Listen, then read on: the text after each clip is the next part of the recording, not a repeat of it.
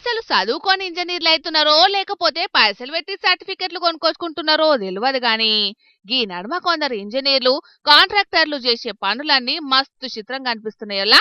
మొన్నట్లా మధ్యప్రదేశ్ భోపాల్ కాడ ఒక railway bridge ని 90 డిగ్రీల కోణంలో గట్టి ఆగమాగం చేసిండ్రు కదా. ఇక ఇప్పుడేమో బీహార్ లేసిన గీ డాంబర్ రోడ్డు చూడుండ్రి ఎసొంటి చందాన్నేసిండ్రో. రోడ్డు నడుమున్న చెట్లను ఎసొంటి డిస్టర్బ్ చెయ్యకుండా పాట్నాగయ హైవే మీద 7 కిలోమీటర్ల మీదనే రోడేసిండ్రు ఆడున్న ఆఫీసర్లు. ప్రకృతి అంటే గీడున్న ఆఫీసర్లకెంత పాయరమో గీ రోడ్లను చూస్తేనే అర్థమైతున్నది కదా.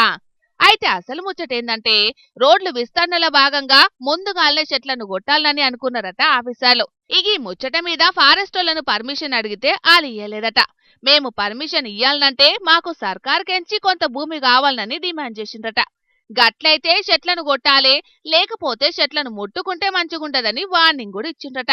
ఇక ఫారెస్టులు అడిగిన భూమిని జిల్లా ఆఫీసర్లకు ఇయ్యకపోయే వరకు చెట్లు కొట్టనీకే ఫారెస్ట్ డిపార్ట్మెంట్ వాళ్ళు పర్మిషన్ ఇయ్యలేదన్నట్టు. ఇక చేసేదేం లేక జిల్లా ఆఫీసర్లు ఫారెస్టుల చెట్లను కొట్టేయకుండా వాటి చుట్టూత రోడ్డు పోసుకుంటా పోయిండ్రు. గిట్లా మొత్తం 100 కోట్ల మీదనే ఖర్చు పెట్టి 7 కిలోమీటర్ల మీదనే పోసిండ్రు రోడ్లను. అయితే రోడ్డు పక్కపొంటి చెట్లుంటే అందంగాని గవే చెట్లు నడి రోడ్డు మీదుంటే ప్రయాణానికి డేంజర్ అని తెలిసి సుతాం గీ తీరుగా రోడ్లేసిన ఆఫీసర్లను కాంట్రాక్టర్లను ఏమనాలిగా మీరే చెప్పుండ్రి. గట్లున్నది మరి మన ఆఫీసర్ల పనితనం. ఏం చేద్దాం.